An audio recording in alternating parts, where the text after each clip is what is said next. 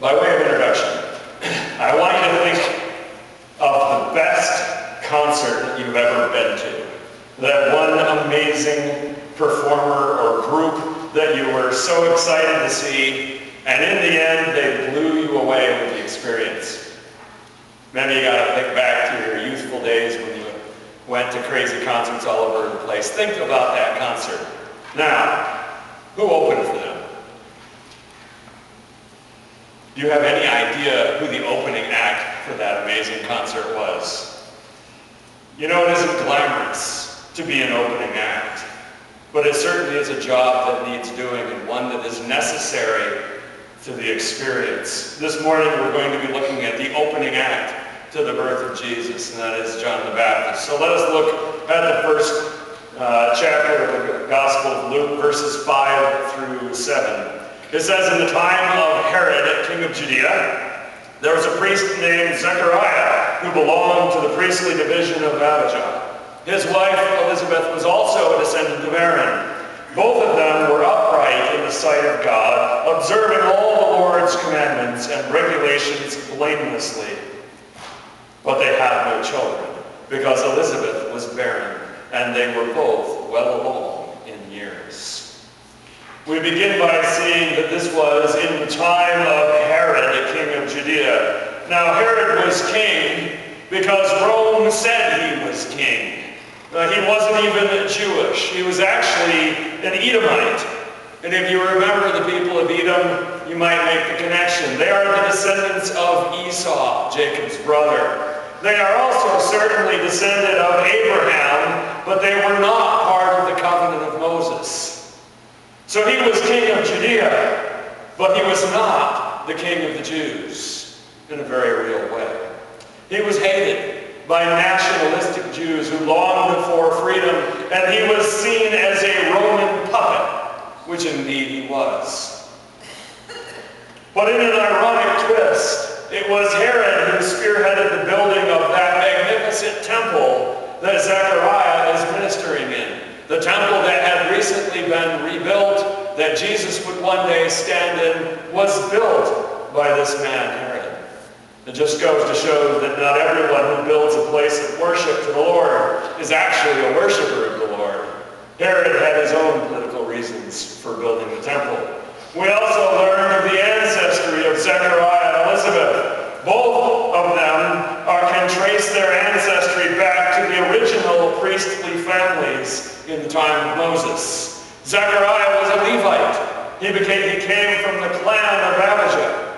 Elizabeth could claim Moses' own brother Aaron, the original high priest, as her ancestor. So serving before the Lord as a priest ran in both sides of their family. It was what Zechariah was born to, and it was what Elizabeth grew up around, with her father and brothers as well. We also learn something about Zechariah and Elizabeth's character. We hear that both of them were blameless in the sight of God.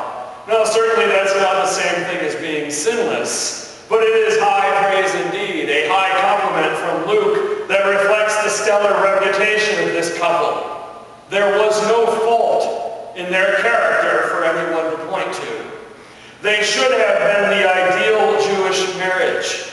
They had exalted ancestry. They had prestigious occupation and a place in society. And they had a reputation for piety that matched it.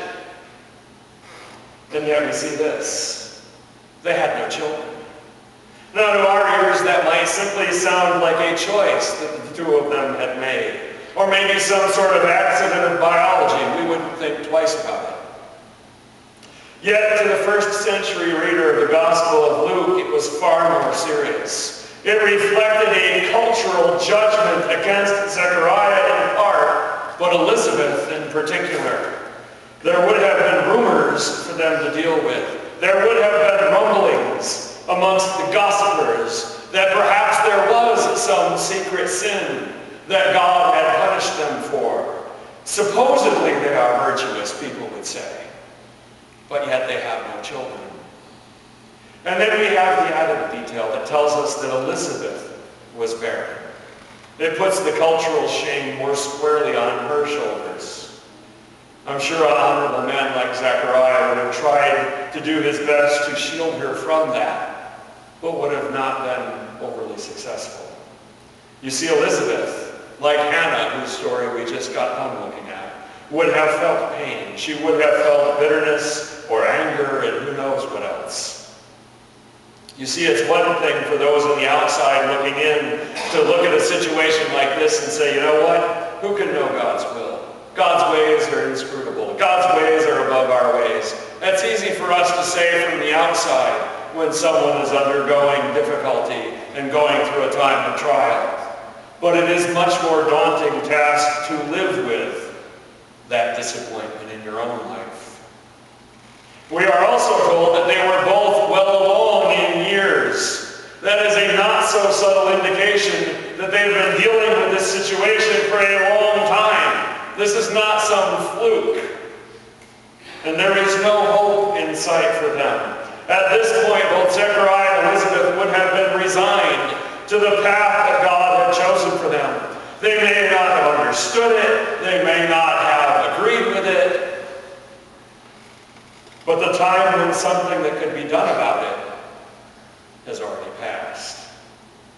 There is an obvious parallel here that would have sprung to mind to the readers of this account. And that is the parallel to Abraham and Sarah. It's quite striking. The original patriarchate couple going through this same sort of scenario. That long ago miraculous birth that they had, that of Isaac, was the beginning of the covenant of promise. It started with a birth like this. It seems only fitting that another miraculous birth would mark the beginning of the culmination of the covenant of promise. Let's look at verses 8 through 10. It says, once when Zechariah's division was on duty and he was serving as priest before God, he was chosen by lot, according to the custom of the priesthood, to go into the temple of the Lord and burn incense. And when the time for the burning of incense came, all the assembled worshipers were praying outside. Here we see Zechariah about his priestly duty. We learn that he was chosen by chance, as it were. It was a yearly duty that 2 weeks out of the year each clan would spend serving before the temple. There were enough priests that that was all that was needed. So Zechariah would have done this many times before. Year after year, when their turn came up, he was at the temple for 2 weeks serving.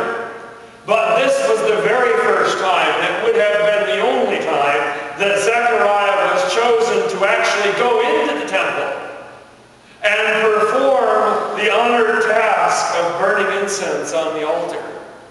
He had never been in the temple before. The custom was to leave the choosing of each priest's spot in line to chance. They all would get a turn, but they were chosen randomly. Certainly, though, it was the providence of God that brought Zechariah to the dwelling place of God at this exact moment. We also see that Zechariah was inside the temple, and everyone else would have been assembled in the courtyard outside. This was not a task that had any witnesses to it. The priest would perform his duties inside the temple on his own. Nobody else was permitted to enter. Certainly nobody who was a non-priest could ever enter the temple, and at this point he was the only one inside. The rest of the priests, along with everyone else who had come to the temple on this particular day, for their own reasons, were assembled outside, where they were worshiping and praying until Zechariah came out and the service could conclude. Let's go on to verses 11 through 17. Then an angel of the Lord appeared to him, standing at the right side of the altar of incense. When Zechariah saw him, he was startled and gripped with fear. But the angel said to him, "Do not be afraid, Zechariah. Your prayer has been answered. Your wife Elizabeth will bear you a son, and you are to give him the name John.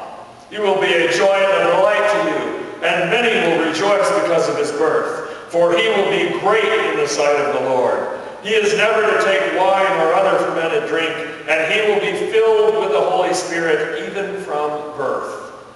Many of the people of Israel will he bring back to the Lord their God, and he will go on before the Lord in the spirit and power of Elijah, to turn the hearts of the fathers to their children, and the disobedient to the wisdom of the righteous, to make ready a people prepared for the Lord. So we have Zechariah in the temple performing his duties when an angel of the Lord appears to him. Now that's not something that happens to everybody every day. That is a rare occurrence. It was certainly true that the presence of God was just on the other side of that thick curtain that separated the holy place where Zechariah was from the Holy of Holies, where only the high priest once a year could go, the place where the Ark of the Covenant was. But to see an angel suddenly standing there next to you would have been quite a shock. It says when Zechariah saw him, he was startled and gripped with fear. No doubt, any of us would be startled by the sudden appearance of someone when we think we're alone. I get that feeling when I'm walking around this church at night, turning off lights or something. There's always creaks and whatnot, and you're thinking, is somebody still here? And if someone walked around the corner, it would probably give me quite a fright. But that fades quickly, does it not, when we realize the situation? This is different. The place where it happens adds to the fright as well as the fact that this is an angel. This is not just a person that you didn't expect to see. There can be only one conclusion for Zechariah in this situation. Something important is about to happen. Something big. God does not send his angels for no purpose. Now, how many of us, no matter how morally upright we might like to think we are, would assume that God had sent an angel to reward us instead of bringing judgment on us? How many of you honestly think that would have been your first thought when you saw an angel? An honest person knows their own flaws. And Zechariah's response to the angel, even though he was a morally upright man, was fear. Notice the words, though, of the angel. The angel says to him, "Your prayer has been heard." Those are such sweet words for any of us to hear, are they not? Especially someone who has been praying for a long time without any hint that God would someday answer his prayer. To hear those words, "Your prayer has been heard." Amazing. For Zechariah, the fear would have evaporated in a moment, only to be replaced by a sense of wonder as the questions flood into his mind. Why us? Why now? And oh, by the way, how is it going to be possible for such a prayer to be answered? The angel continues, however, and says, "Your wife Elizabeth will bear you a son." And that is indeed the answer to the earnest prayer that both of these people have been praying to God for some time. We aren't told anything about their prayers, how long they prayed, when they prayed, where they prayed. We're not told any of that, like we were with Hannah's story. But we know that they were praying. It was the number one burden on their hearts, and the number one dream that they both had, and it was growing more hopeless every year. Of course they prayed. The angel goes on to say, "He will be a joy and a delight to you." This is not a surprise, is it? Such an unexpected answer to a heartfelt prayer would have to be joy and delight, especially when that answer is an answer of life, especially when that answer replaces shame with honor. It certainly would have been heartwarming, would it not, to watch these two, old enough perhaps to be John's grandparents, going through the joys of parenthood for the first time. Everybody would have been delighted. Everyone who knew them would have smiled and laughed at that scenario. The angel said, "Many will rejoice because of his birth, both in happiness for such a deserving couple who are finally vindicated, and in praise to God for demonstrating his mercy and his power to his people once again." They would be saying to themselves, if God is doing this amongst us now, what else is God going to do? What else is coming? They would be rejoicing in the knowledge that God is remembering his people. The angel went on to say that he will be great in the sight of the Lord. Now, it certainly is true that God's mercy is shown to those in need because of his compassion. Because God has compassion upon us because of our plight. Because of the world that we live in and the sin that we are mired in. But at the same time, it is also true that when God shows mercy, it is an opportunity. It is an opportunity for those involved to continue to spread that mercy beyond themselves. And so this upcoming miraculous trial is a great example of that. Certainly Zechariah and Elizabeth deserved to be shown mercy, if anybody ever did. And yet this child would be so much more than an answer to their own prayer. He would be an instrument of the will of God for his people. He would be an answer to the prayer of a whole nation. Certainly he would be great in the sight of the Lord. The angel also went on to explain that that same Nazirite vow that we talked about with Samuel, that he would never drink alcohol, was going to be made for this child as well. And it was predicted by the angel for his whole life. You see, he would be set apart for lifelong service to the Lord. But I came across this thought. Wasn't that true already? He was the son of a priest. Of course he would grow up to be a priest. How would he need a greater commitment to the Lord than that? He was already designated to serve the Lord his whole life. Here's how the angel says he'll be different. He'll be more than that. Oops. I don't have to put that yet. He will be filled with the Holy Spirit even from birth, the angel said. That's unusual. It certainly wouldn't be expected that God's Spirit would dwell within any man or woman that has not yet made a commitment to follow God. Why would God's Spirit dwell within him? This is a very unique situation. This is a preemptive strike on God's part, if you will. He's choosing this promised child before he's even born. Now, there are others in the Bible who we are told were set apart from birth for God's purpose. 3 come to mind: Samson, Jeremiah, and Paul. All were said to have been set apart for God's purpose from birth, but none of them were said to be filled with the Holy Spirit from the day they were born.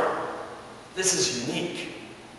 And with each sentence of description, the angel is making this promised child sound more amazing and more important.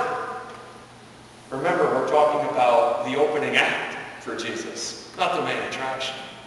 And yet Zechariah is standing there still trying to deal with the shock of actually talking to an angel, and everything that is said is not giving him a chance to recover from his surprise.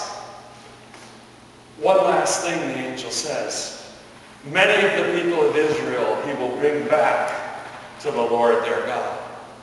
There are 2 things that are very clear from that statement. Number 1 is this. This child may be born into a priestly family, but he will be far more than an ordinary priest by the time he's done.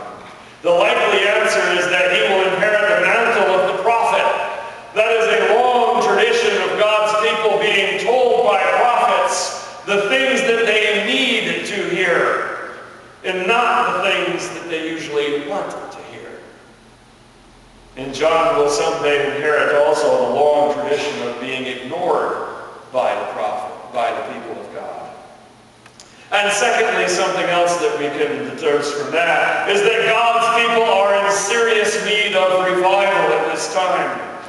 Sometimes that is obvious to everyone in society. You look around, you see the state of the church, and you say, this is a people in need of revival. It's clear to us. But that would have been a difficult thought for a priest like Zechariah to hear. Think about that. He spent his whole life trying to help the people of Israel connect with God. And now he is realizing that he and everyone else who has been struggling to help God's people, struggling to help the people of Israel, they've all been unsuccessful. They've failed. Because the angel has just said the people need to be brought back to God. They have wandered. Notice the certainty of that prediction. He will bring them back. If that's going to happen, he's going to have to do something new and something radical. Because everything they've done up until this point hasn't cut it. The angel adds this detail. He will have the spirit and power of Elijah. Now this is the first specific hint to what John would actually do and how he would minister. And it reminds us of this. The last prophet of God who had spoken to the people prior to this, prior to the moment that the angel speaks to Zechariah, was a man named Malachi. And Malachi had prophesied 400 years ago.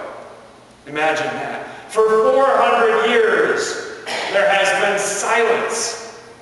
No prophet has come forth to speak for God in 400 years. I imagine that if I stood here for the next 2 minutes without saying anything, you'd get antsy. Imagine 400 years of waiting for God to speak. That silence made the words of Malachi stand out, and people were always scouring them for clues to what was next. His predictions were particularly scrutinized in search of what God would do. Malachi 4, 5, and 6 says this, "See, I will send you the prophet Elijah before that great and dreadful day of the Lord comes. He will turn the hearts of the fathers to their children, and the hearts of the children to their fathers." The angel's reference to Elijah would have been obvious in an instant to Zechariah as a man who knew the Word of God. John will be a powerful prophet in the same mold as the very famous Elijah, filling a key role that had been predicted 400 years before. And what role was that? To make ready a people prepared for the Lord. As I said before, he's the opening act for what God is about to do. John's job will be to prepare the people for the one the Lord is sending. The obvious question then is this: prepare them how? In what way? What is the aim? What does he need to do? Evidently, the Spirit that will dwell within John from the moment of his birth ended up giving him the direction he needed and sent him into the wilderness to baptize. The second question that goes along with that: why do God's people need someone to prepare them for this revival? Why doesn't just God send Jesus? Why does there need to be someone who comes before and gets them ready? Because the task is too crucial. It is far too important. This Messiah has to be received by the people. They can't be left to their own devices. They need to be prepared and made ready for it. The people of God are too stubborn for God to simply send the Messiah without preparation. The text continues in verses 18 through 20. Zechariah asked the angel, "How can I be sure of this? I am an old man and my wife is well along in years." The angel answered, "I am Gabriel. I stand in the presence of God, and I have been sent to speak to you and tell you this good news. And now you will be silent and not able to speak until the day this happens, because you did not believe my words, which will come true at their proper time." Before looking at that text, I just find it fascinating that Zechariah said, "I am old and my wife is well along in years." He's trying, Trying to be the nice guy and cushion the blow. He didn't say, "My wife and I are old." He's a good husband. Zechariah asks what I would think and what you would think is a legitimate question. It would be hard for anyone to take such a fantastic promise at face value without at least some questions. Zechariah, like Moses and Gideon and Thomas, is unable to avoid asking God for proof about his word. He certainly had a real concern. Both he and his wife are well past the normal childbearing years. And yet Gabriel gives him back a very legitimate answer. From God's perspective, it must get real old to be asked to prove yourself over and over again to people. After all, God is the one who is faithful. He is the one who is always keeping his word. It's his people that keep breaking their promises. And yet they always say, God, how do I know you're telling the truth? That would get old. So Gabriel, on God's behalf, is offended that his message directly from the presence of God could possibly be doubted. Notice he says, I stand in the presence of God. That's a not too subtle way of saying, I'm not the kind of messenger that you can doubt. As a result of his doubt, Zechariah will be unable to speak for more than 9 months. He becomes an object lesson for trusting God, even when God is promising a miracle. Verses 21 and 22. Meanwhile, the people were waiting for Zechariah and wondering why he stayed so long in the temple. When he came out, he couldn't speak to them. They realized he had seen a vision in the temple, for he kept making signs to them, but remained unable to speak. We see that Zechariah is in there far longer than usual. There really wasn't much for those on the outside of the temple to do, but wait until the priest came out. They needed him to come out to finish their service. Some probably were quicker than others, and some probably were slower than others. So there's a little bit of leeway there. But as the time ticks by, the crowd starts to get restless. They're wondering, is he coming out at all? And I bet they're starting to think, he's kind of an old guy. Maybe he had a heart attack in there. Maybe he isn't coming out. And then finally he comes out, but he can't speak. And he's making all these wild gestures. It's obvious to all that something happened in there. His sudden loss of speech would seem to support that conclusion, as does those excited and wild gestures he's making. I wonder, what's the hand signal? What's the charades for I saw an angel? I don't know how you make that so that people understand it. I've got to imagine that at some point Zechariah broke down and made this kind of gesture. Give me something to write with so that I can share with you what happened. Verses 23 through 25. When his time of service was completed, he returned home. After this, his wife Elizabeth became pregnant and for 5 months remained in seclusion. The Lord has done this for me, she said. In these days he has shown his favor and taken away my disgrace among the people. They have waited for years, and now we learn in the text that Zechariah has to wait a few more days. He's on duty for 2 weeks. He can't exactly go home that day and tell his wife what he has heard. Now they have waited so long, decades perhaps, for an answer to their prayer. What's a few more days to wait until you can return home? Why don't we ask a kid what it's like to wait 2 days on December 23rd for Christmas to get here? Oh, it's just 2 days, you'll be fine. It takes forever, doesn't it? Those last couple of days, they never get here.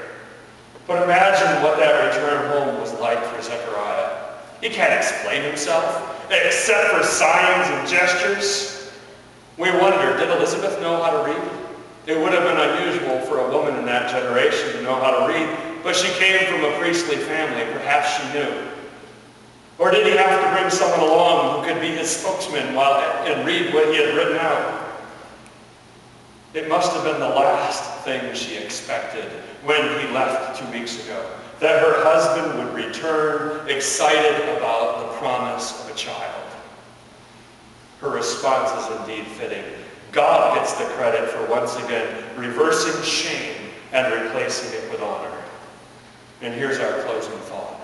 How important must the main event be if God goes through this much trouble to set up the opening act?